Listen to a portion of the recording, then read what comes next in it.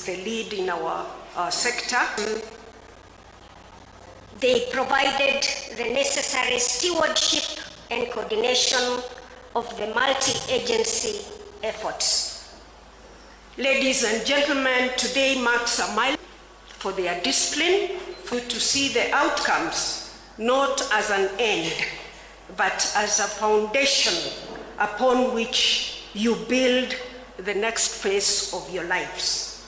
Remain focused, stay curious, and continue to pursue excellence. On grade 10 transition, allow me to say this: to meet the diverse learning needs of our CBE students, I appeal to our heads of institutions at senior school to broaden the curriculum. Of course, facilities allowing. We know some of you do not have the necessary facilities to ensure that flow is determined to address the existing teacher shortages in the new learning areas. Provide every learner in Kenya with quality, relevant. Honorable Julius Ogamba, our peers, Ambassador Professor Julius Bito. My name is Professor Julius Bito. My name is Professor Julius Nyebundi. My other member is none other than the CEO of Kcse, the largest employer in this country. There are other members who are not here today, but I have Mr. Zephaniah Koech, my member, and ultimately we have the CEO of NEC himself, Dr. David Njegere, who has done a commendable job along with his members, his senior members of the ministry and other agencies. I want to recognize my colleague, Dr. Wahome, who is in charge of COOPS, and anybody else who is here who any other CEO of the agencies. The responsibility of releasing these results is bestowed on the CS. And therefore, I want to take this opportunity to invite the peers, who will then invite the CS to do what we are all here for. Thank you very much, Mr. PS.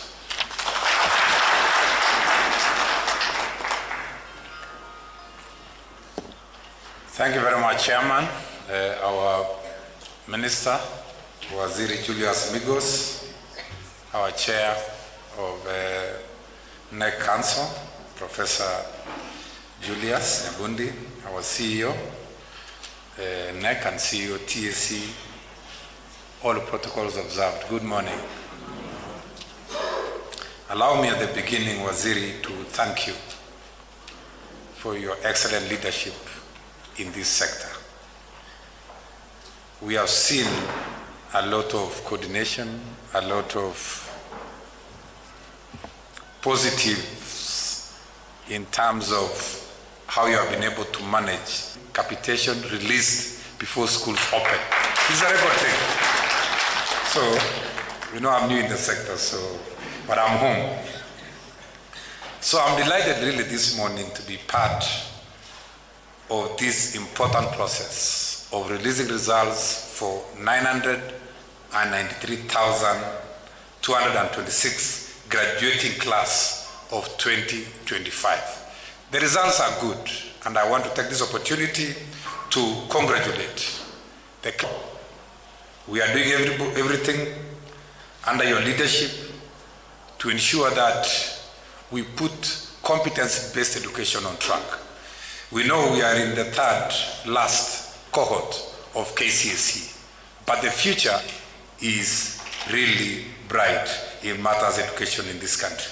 We have been able to place 1.1 million learners transiting from junior school to, we give them an opportunity. They have revised the first time, and we have given them also a second chance. If they didn't like again the first revision, we have given them a chance that is closing today. So these are record things. The system is very transparent. We are using every learner in this country gets an opportunity to go to any school of their choice, depending on their capacity of these schools. Waziri, allow me also at this juncture to thank all the teams. These examinations of 2025 has been approached as a whole government approach, including GAO, including the DCI, including the entire security apparatus of this country. We have our Ministry of ICT, including Communication Authority, and other stakeholders who have worked with us, which I want to thank very sincerely for the work they have done. First of all, and it is real, and it's coming very, very soon. Let us now rise. Chairperson of the Kenya National Examinations Council,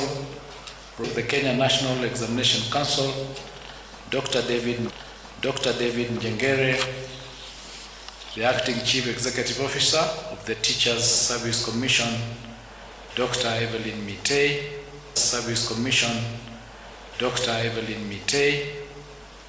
the CEO of Kcse, Dr. Mercy Wahome. System, we recognize its historic role in shaping generations of learners. Yet, education must always evolve to meet the demands of a dynamic world. The transition to competency-based assessment marks a decisive step forward, one that shifts our focus from rote memorization to the demonstration of skills, values, and knowledge that empower learners to thrive in the 21st century.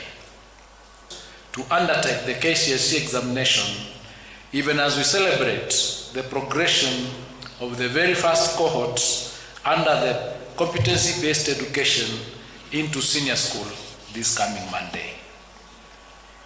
This moment stands as both a culmination of a long-standing tradition and the dawn of a new era, affirming our collective commitment to assessments that not only measure achievement, but also nurture the competencies required for the future. Ladies and gentlemen, I wish to extend my profound gratitude to all sector stakeholders who year after year have demonstrated unwavering dedication in preparing our Kcse candidates and ensuring the successful and seamless administration of the national examinations. Their commitment has safeguarded the credibility of our examination system and upheld the high standards that define our vein. May I commend all the center managers, supervisors, and invigilators for the integrity and diligence that have made this examination cycle a success. I thank Dr. William Samoei Ruto for his trust and steadfast support in enabling our team to implement critical reforms in the education sector. These reforms are geared towards transforming the delivery of learning and teach them with the skills and competencies necessary for life in the 21st century. Ladies and gentlemen, as we gather here today, the government has employed a record 100,000 teachers since 2023, with 24,000 of these teachers recruited this year. A record total of over 25,000 teachers have also been promoted. To better prepare our teachers for the rollout of the competency-based education, our teachers have been retooled and reoriented to the new system. The primary objective is to strengthen teaching and learning in our schools and consequently to improve our education outcomes. In order to enhance access, we are expanding infrastructure across our basic education institutions. In the financial year 2024-2025, we built a record 23,000 classrooms across the country to support the transition of the first grade 9 cohort. This year, we will construct a total of 1,600 laboratories in various senior schools in order to support practical learning.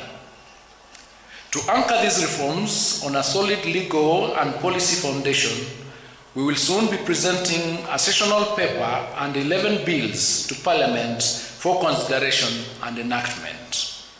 Once passed, this will help entrench efficiency and effectiveness in our education system and affirm its competitiveness globally. We also continue to support our learners with capitation in fulfillment of the government's obligation to provide free and compulsory basic education. For this school year, for instance, we released the sum of 44.2 billion shillings as capitation for learners in all public basic education institutions ahead of school opening. This is the first time that capitation has been disbursed before schools open. Heads of institutions are expected to ensure prudent use of these public resources for the benefit of learners and to desist from imposing any extra levies or fees upon parents. The candidates whose results we release today are now expected to transit to tertiary institutions, either in universities or TVET institutions. At the tertiary level, we are implementing the student-centered funding model by which the government supports students and trainees by way of scholarships and loans depending on the level of need of each learner. To enhance access and affordability, fees for academic programs in our public universities have also been rationalized by between 15% and 40%, so that the fees for university education programs range from 5,800 to 75,000 per semester, depending on the program of study. I call upon all eligible candidates, therefore, to apply for placements in the year 2024. This represents an increase by 30,714 candidates, which is an increase of Kcse 14 were female, representing 49.54% and 50.46% of the total candidature, respectively. This is the second year in a row since inception of the Kcse examinations that female candidates are more than male candidates. However, 10 counties had a significant entry of more male than female candidates. These were Garissa, which had 66.24% to 33.76%. Mandera had 65.09% to 34.91%. Wajir at 60.10% to 39.90%. Turkana had 57.67% to 42.33%. Narok had 53.10% to 46.90%. Samburu had 52.43% to 47.57%. Mombasa had 52.08% to 47.92%. Homa Bay had 52% to 48%. Nyamira had 51.9% to 48.03%, and West Pokot had 51% to 48.16%. 14 counties had a significant. Isiolo had 52.21% to 47.79%. Uasin Gishu had 52.14% to 48.26%. Busia had 51.72% to 48.28%, and Tharaka Nithi had 51.57% to 48.43%. 23 counties, however, recorded near perfect gender parity, 43%. 23 counties, however, recorded near perfect gender parity, which counties were Lamu, Marsabit, Embu, Tana River, Laikipia, Kcse, Baringo, Migori, Trans Nzoia, Nandi, Kajiado, Taita Taveta, Kericho, Siaya, Kilifi, Bomet, Nyeri, Nyandarua, Murang'a, Nakuru, Kirinyaga, Bungoma, and Makueni. The number of candidates aged B and below increased from 20,546, which was 2.13% in the year 2024, to 26.391 or 26,391, which is 2.65% in the year 2025. The highest percentage of candidates registered for 2025 Kcse examinations were within the appropriate age bracket of between 17 and 19 years, constituting 716,048, which is 72.02% of the total candidature. In the year 2025 Kcse examinations, 17 subjects recorded a significant improvement in performance, similar to the number of subjects that recorded significant improvement in 2024. 11 subjects recorded a significant decline in performance in the year 2025 compared to 10 in 2024. Female candidates recorded better mean score performance than male candidates in the following 6 subjects.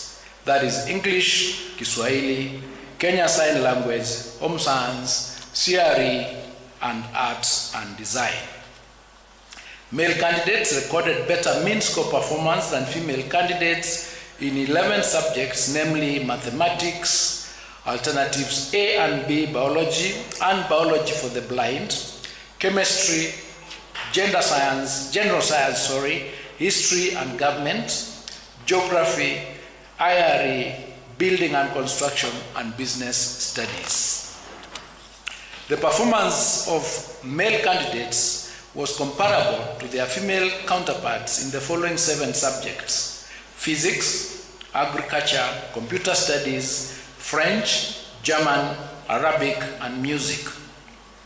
The number of female candidates registered in the following 5 subjects was too small to allow for a meaningful comparison of performance with their male counterparts. That is metalwork, power mechanics, electricity, drawing and design, and aviation technology. As has been the case since 2023, Kcse examination, the 2025 Kcse examination results have been graded using the reviewed grading system, in which the overall grade at Kcse examination considers mathematics, the best performing language among English, Swahili, and Kenyan Sign Language, and the best performed 5 subjects.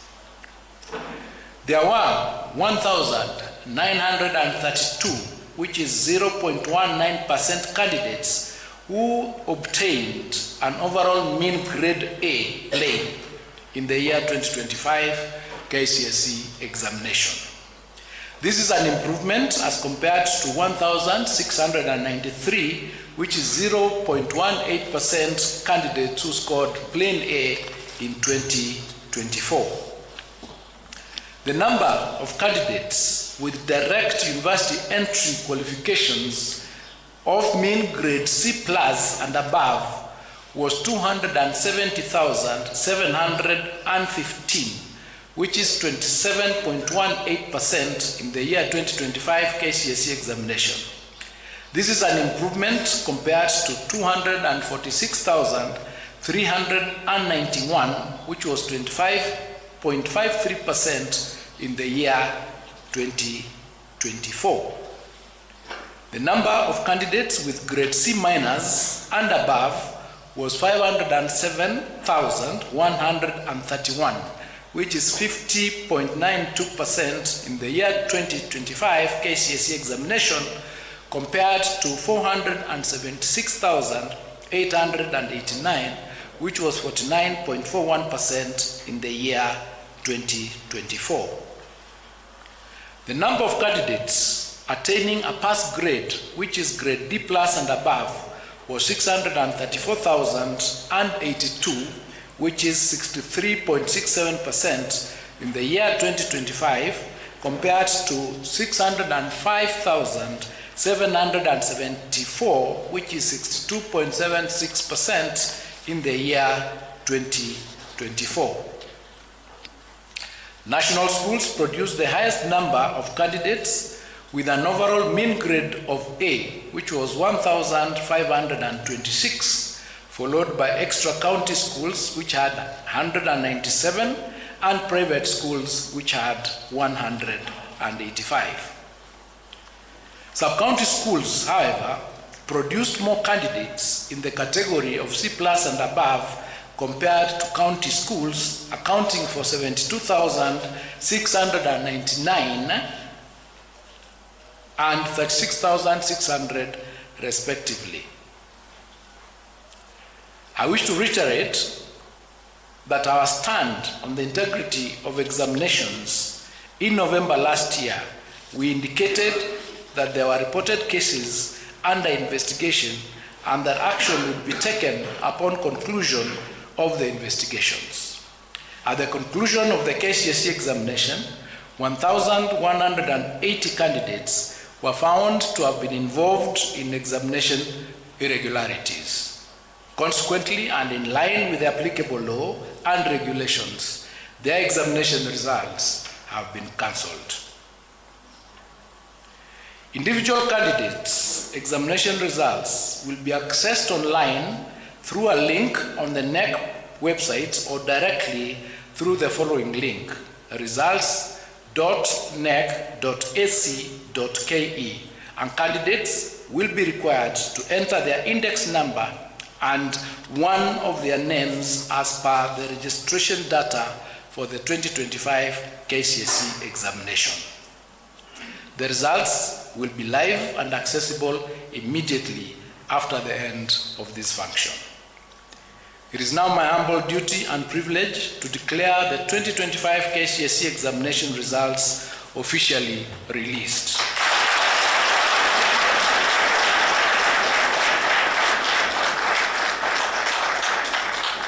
I wish all the candidates success in their future endeavors, and to all of you, Happy New Year, thank you, and God bless you.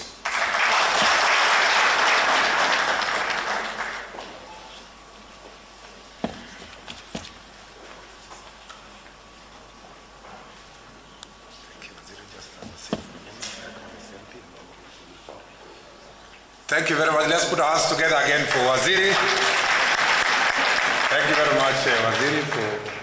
Now, as we prepare for the transition to the official handover of the results, allow me to recognize our area member of parliament, Honorable Phyllis Parto, who is also the committee member of the National Assembly Oversighting Education.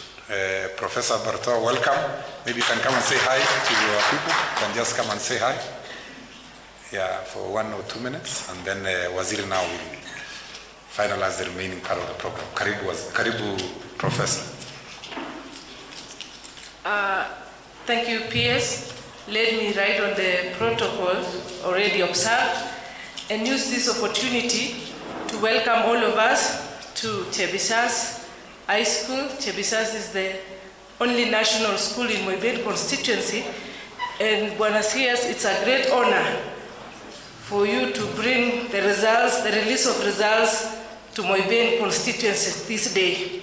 And I'm glad that I have heard that the students or our schools in this region were not involved in any examination malpractice. And I want to thank our principals, our teachers, and all those who participated in the examinations, the security, all the way, for a very credible exercise, and I'm very proud, as the area member of parliament, I'm very proud of my people of Moiben constituency.